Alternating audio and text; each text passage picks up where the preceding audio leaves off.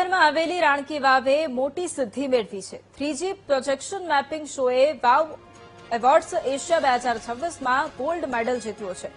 એક્સપિરિયન્શિયલ tech awards achievement in audio visual for event કેટેગરીમાં award મળ્યો છે। યુનેસ્કો હેરિટેજ સાઇટના ઇમર્સિવ ઓડિયો વિઝ્યુઅલ શોએ ધૂમ મચાવી છે। 12 જુલાઈ સુધીમાં 44,000થી વધારે મુલાકાતીઓ મુલાકાત લઈ ચૂક્યા છે। 3D શો મુલાકાતીઓને પ્રદાન કરે છે આકર્ષક અને ઇમર્સિવ હેરિટેજ અનુભવ। આ પ્રોજેક્ટનું પ્રધાનમંત્રી નરેન્દ્ર મોદીએ 31 માર્ચ 2026ના રોજ વર્ચ્યુઅલી ઉદઘાટન કર્યું હતું।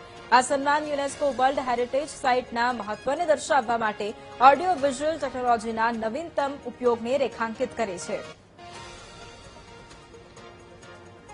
તો પાટણ શહેરમાં આવેલી રાણકી વાવ જેણે મોટી સિદ્ધિ મેળવી છે। આજ મુદ્દે સંવાદદાતા મેહુલ ફોન લાઈન પર છે। મેહુલ, રાણકી વાવે એક મોટી સિદ્ધિ મેળવી છે, એક મહત્વની સિદ્ધિ આજે ગુજરાત માટે પણ કહી શકાય, શું જાણકારી? બિલકુલથી વાત કરવામાં આવે રાણકી વાવની 3D પ્રોજેક્ટ મેપિંગ જે છે તેને એક મહત્વપૂર્ણ સિદ્ધિ મળી છે। વાવ એવોર્ડ એશિયા 2026માં ગોલ્ડ મેડલ જે છે તે પ્રાપ્ત કર્યો છે। યુનેસ્કો હેરિટેજ સાઇટ જે છે તે રાણકી વાવ છે અને તેના ઓડિયો વિઝ્યુઅલ શોને અત્યાર સુધી 44,000થી વધુ મુલાકાતીઓ મુલાકાત લઈ ચૂક્યા છે।